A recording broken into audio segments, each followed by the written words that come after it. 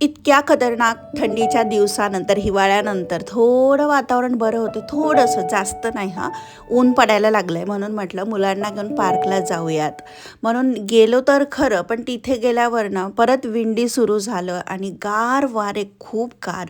त्यामुळे थोड्या वेळच फिरलो आणि मग घरी परत आलो. पण हे सुंदरसं दृश्य आणि ही आहे सोमवारची सकाळ. प्रत्येक स्त्रीची सकाळी किचनपासूनच सुरू होते, कारण तिला सकाळच्या वेळेस खूप धावपळ असते. तशी माझी सुद्धा असते, कारण मला सकाळी मिस्टरांसाठी डबा बनवायचा असतो. आता अराउंड 7 वाजलेले आहेत.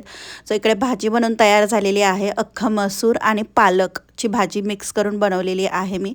आणि माझ्यासाठी तोपर्यंत साईडला थोडंसं आलं किसून त्यामध्ये दालचिनी, हळद टाकून एक बनवलेलं आहे गरम पाणी, तर ते मी पिणार आहे. आणि थोडंसं लिंबू पिळते मी त्यामध्ये. गरम पाणी ना मला नाही, बऱ्याच व्हिडिओमध्ये सांगितलं, मला माहीत नाही का, पण मला प्यायलाच आवडत नाही. पण अशा कोणत्या तरी पद्धतीने मी प्यायचा प्रयत्न करते. कारण असं म्हणतात ना की सकाळी गरम पाणी पिणं चांगलं असतं, ते बॉडी क्लिन्झिंग, डिटॉक्स. आणि यामध्ये आलं आहे, त्यानंतर दालचिनी थोडीशी आणि हळद आणि किंचित मिरी पावडर आहे आणि लिंबू पिळलेला आहे. सो सगळंच त्यामधलं हेल्दी आहे. तो पिणार आहे, पण त्याआधी मी काय करते, पोळ्या करायच्या आहेत. सो तवा तापायला ठेवते आणि तवा तापतोय तोपर्यंत मी इकडे हे पिऊन घेते. थोडंसं बसून पिते आरामात. आरामात तर नाही म्हणता येणार, कारण प्रत्येकाकडे सकाळी सकाळी भरपूर गडबड असते.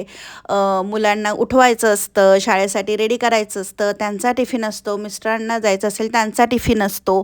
तर अशी सगळी धावपळ सकाळी आपल्या रुटीनमध्ये असते आणि प्रत्येकाच्या घरी ही धावपळ असतेच. किचनमधून आवाज वेगळे येत आहे, मुलांचे ओरडण्याचे, त्यांना उठवण्याचे आवाज, सगळे असे आवाज मस्त येत असतात घरामध्ये.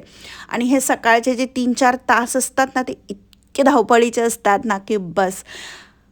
सो आमचं पण काही वेगळं नसतं, सेम असतं. तर इकडे मुलांसाठी जे बदाम आणि माझ्यासाठी सुद्धा बदाम अक्रोडचे ते काढून घेतले, साल काढून घेतले, पाणी फेकून दिलं आणि भाजी झाली, बंद केली आणि ते पोळ्यासुद्धा झालेल्या आहेत.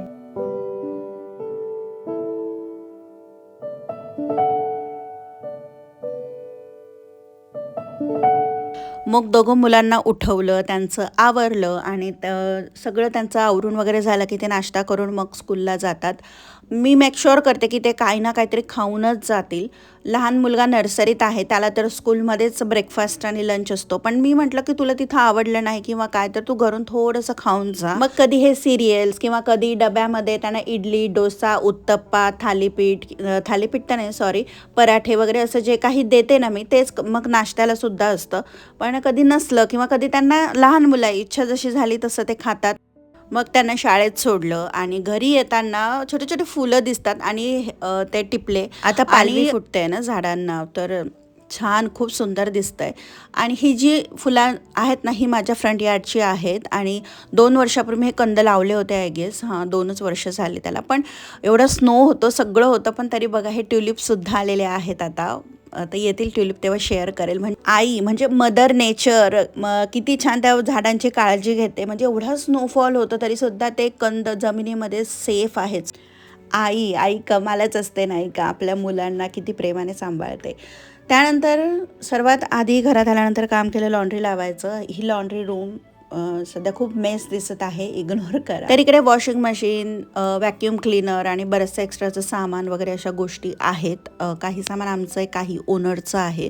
तर अशी एक स्टोअर रूम म्हणू शकतो आपण, ती आहे आणि भरपूर सामान त्यामध्ये आहे. त्यानंतर किचनमध्ये आली, मला भूक लागली आहे भरपूर, तर म्हटलं नाश्ता करूयात. तर जेव्हा मी मुलांना सोडायला गेली होती त्यावेळेसच थोडंसं नागलीचं पीठ, रवा आणि तांदळाचं पीठ दह्यामध्ये भिजत ठेवलं होतं.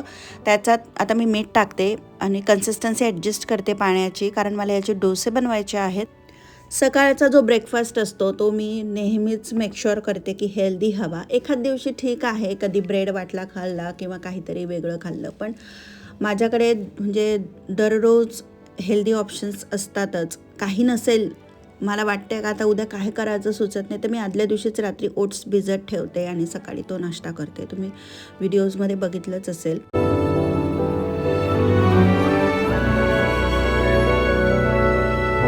आणि हे जे डोसे असतात, मग तुम्ही त्यामध्ये डोसे किंवा चिले, धिरडे, हे इतके चांगले हेल्दी ऑप्शन्स आहेत ना. म्हणजे फक्त एक करायचं की तेल कमी वापरायचं.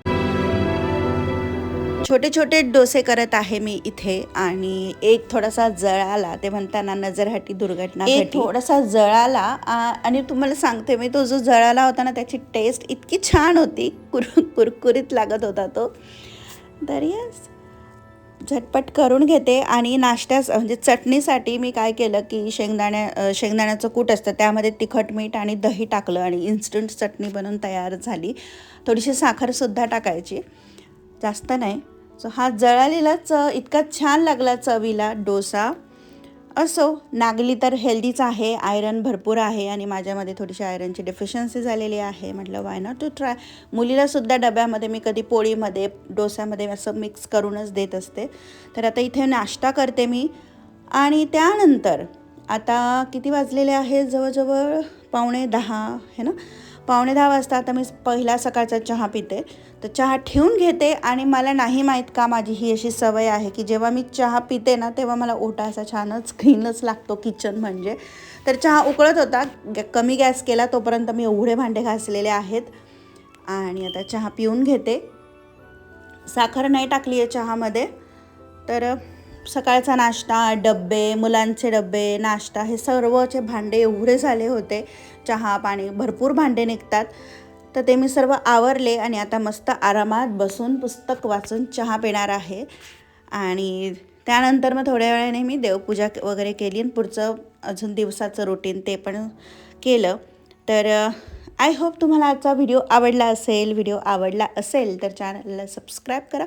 पुन्हा भेटूयात नवीन एका व्हिडिओमध्ये. तोपर्यंत स्वस्त राहा, मस्त राहा आणि तुम्हाला कोणते कोणते व्हिडिओज बघायला आवडतील हे सुद्धा नक्की सांगा.